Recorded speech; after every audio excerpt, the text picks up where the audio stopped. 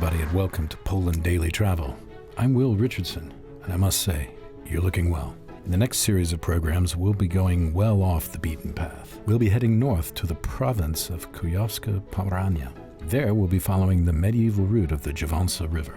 The Jawanza River arises near Ostroda and flows west to Torun, where it joins the Vistula. We start our journey in Nowe Miasto Lubawskie, which is on the extreme western end of Warmia. The Jawanza is picturesque and meandering in this particular region.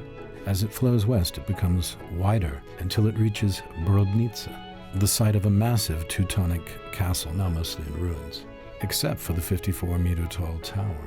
Before we get to Gołąb, we stop for the night at a country house in the middle of the forest. Then we visit with my friend Ivona at the Inter Pares Animal Shelter, which is also located deep in the forest. From there, it's a 10-kilometer drive to Gołąb. Gołąb's picturesque old town and various remnants of Teutonic times are eye-catching. We'll show you some of those sites. This particular journey ends at the Gołąb Castle, perched on a hill overlooking the Jawanza River. Quite an impressive location. I'm sure you'll agree. So there you are, the Jawanza River and its environment. I think you'll agree it's a trip well worth taking. If you like history and getting lost in the countryside and seeing how the real people live in Poland outside the big cities, well, this could well be your destination. This is Poland Daily Travel. I'm Will Richardson. Thanks for watching, and hang in there. Hello everybody, and welcome to Poland Daily Travel. I'm Will Richardson, and it's good to see you. You're looking well. As I was saying in the last installment, here in Brodnica, which is in the old Michael's land, or Mihalov in Polish, was very disputed territory for many years, particularly between Prussians and the Kingdom of Poland.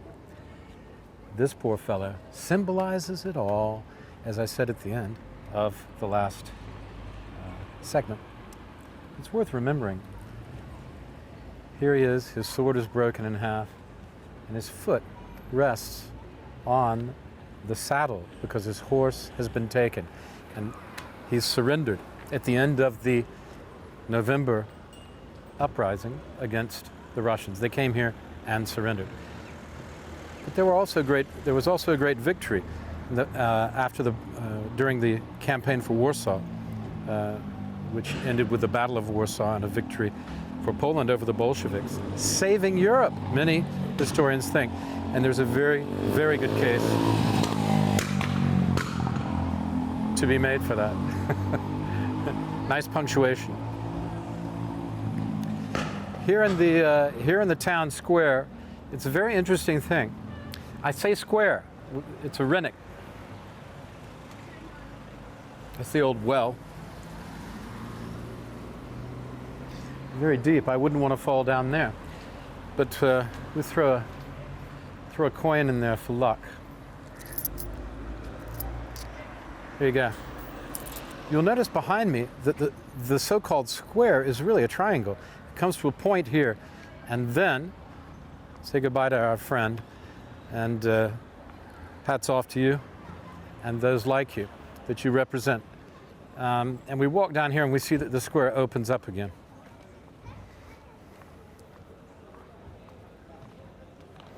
And what you've got on both sides are some very nice kamienicas. These are these tall buildings that line the so-called square. Well, let's call it a triangle, because it is a triangle. There's very few cities in Europe that actually have the central part of the town in this shape. For what it's worth, you decide. But it's true. And I don't know why that is. It's a good question. There must have been some reason why it was designed in this fashion, but I can't imagine what it is right now. And I haven't been able to find out why through reading. At any rate, you see the tower, 5:35 in the evening, and that part is the old part. The rest of it seems to have been fairly lovingly restored after so many different invasions. You had, I said before, you had the Swedes, you had You had World War I. You had World War II. A constant battleground because of the river, the Jeveza, that it's on, which flows into the Vistula, which takes the grain from this rich farming and agriculture area into up to the port of Danzig or Gdansk, as you will. An ancient land and much fought over. Let's go and see the next important building. We shouldn't leave Brodnica without seeing it, okay? So come back after the bumper. He's very loud.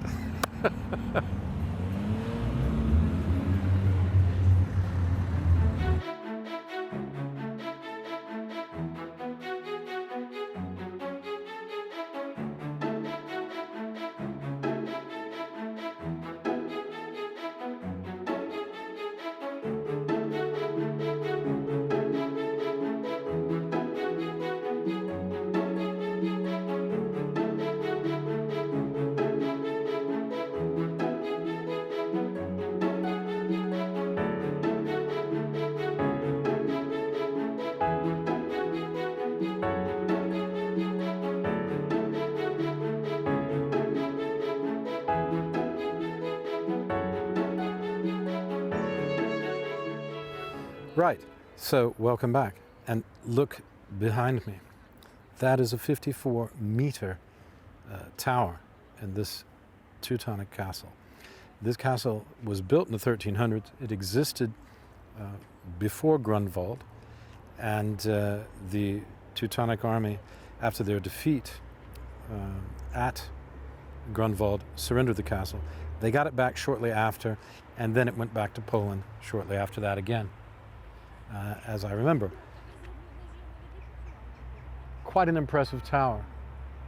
I mean, they weren't messing around, were they? It's incredible. If you remember the story of Grunwald, the Prussians were very proud of themselves, and they came out in all their armor, and they stood in the field and beckoned for the Poles to come out and join them, as the chroniclers tell us. And the sun beat down. It's a very hot day. The sun beat down, and gradually they became tireder and tireder. And the Poles, meanwhile, waited in the shade of the trees for their moment to attack. And then they attacked and decimated the flower of the Teutonic Knights. Anyway, what better symbol? I mean, there's Malbork, of course, but I haven't seen a better symbol of in architecture of how the Teutonic Knights saw themselves. This tower and this fortress would have projected immense power at the time. And they would have been a very, as we know, formidable enemy, as their inheritors, the Prussians, were, and the Kingdom of Poland battling for centuries. At any rate, not possible really to come here. The river is very peaceful. To come here to Brodnica and leave without at least coming and having a quick look at the castle. You can come take a tour when it's open. These days it hasn't been open. We hope it'll be, like most things, open again for next summer. At any rate, there it is. A very impressive symbol. I'm Will Richardson. We're in Brodnica. Thanks for watching, and hang in there.